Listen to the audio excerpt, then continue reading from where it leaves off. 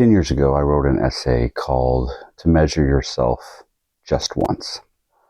In that 10 years since writing that essay, I have been overwhelmed by the number of people who have read it, who continue to read it, who have shared it, who have found some sort of meaning in it. All of these years later, a decade, people keep returning to this essay that I wrote. And I thought today that I would share a video version of it. If you'd like to read the original essay, I encourage you to go to natetheworld.com to read this, reviews, and many, many more years of essays. I think you'll really enjoy it. So, here is To Measure Yourself Just Once. The sea's only gifts are harsh blows, and occasionally the chance to feel strong. Now, I don't know much about the sea, but I do know that that's the way it is here.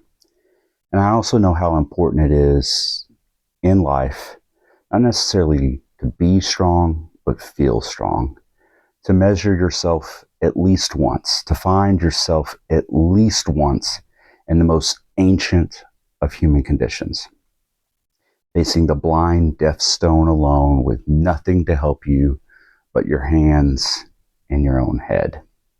Christopher McCandless. Now, I don't know if Chris actually spoke these words. I'm sure if he said them or if they were created for the movie Into the Wild. Who said them matters very little to me. I'm more concerned with their meaning and how we might apply them to our own lives. Now, this isn't another post from a writer occupying some hidden corner of the web with the intention of inspiring you to change your life. Only you can decide to do that. The media you interact with, I hope, has very little to do with the process. My hope here, as always, is to start a conversation.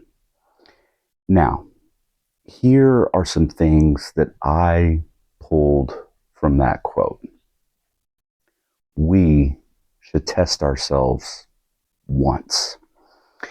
You may not necessarily need to reject society, hike the Pacific Crest Trail, or leave the big city.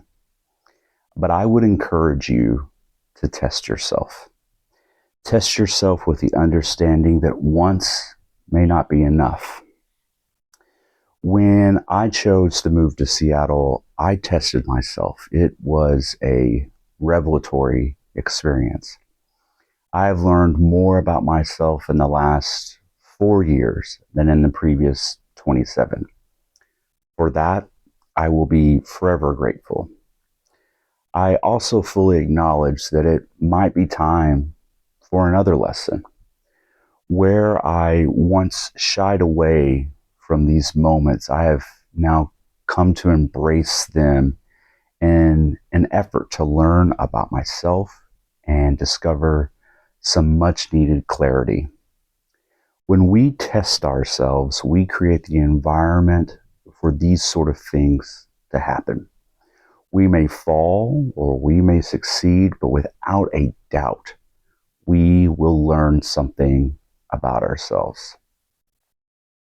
Testing ourselves may be uncomfortable.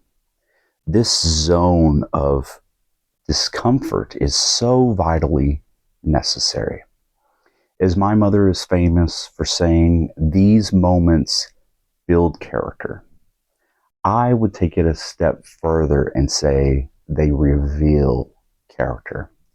When our backs are against the wall and options seem few, we are forced to face certain truths about ourselves and the circumstances which define us. Here we find that we are capable. We have knowledge, power, and choices that may have been hidden from our view. If life didn't provide these moments, well, despite the pain, that wouldn't be a life that I would want to live. I also think these moments provide an opportunity to disconnect from our electronic lives. We are bombarded with news, updates, statuses, and a fear of missing out. I worry about what this is doing to us. On a daily basis, I consider disconnecting from it all. I think about the other places I could seek out to fill me up and stiffen my ego. When I moved here, I decided photography, hiking, and traveling would provide those opportunities.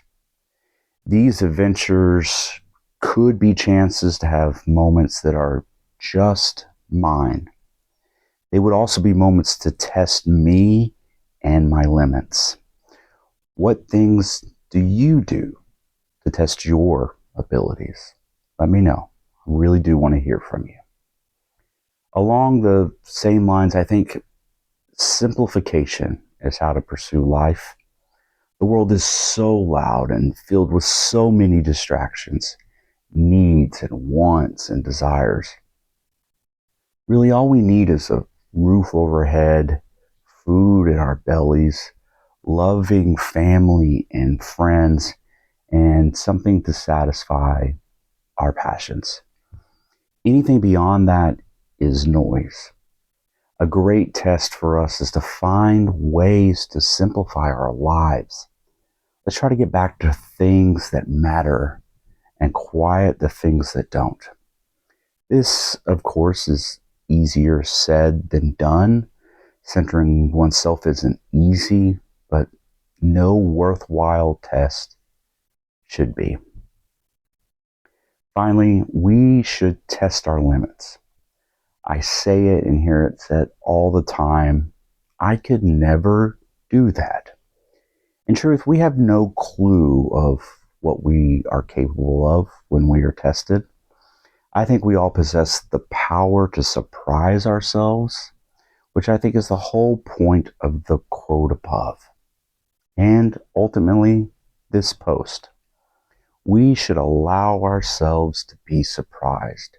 We should pursue things that we didn't think possible.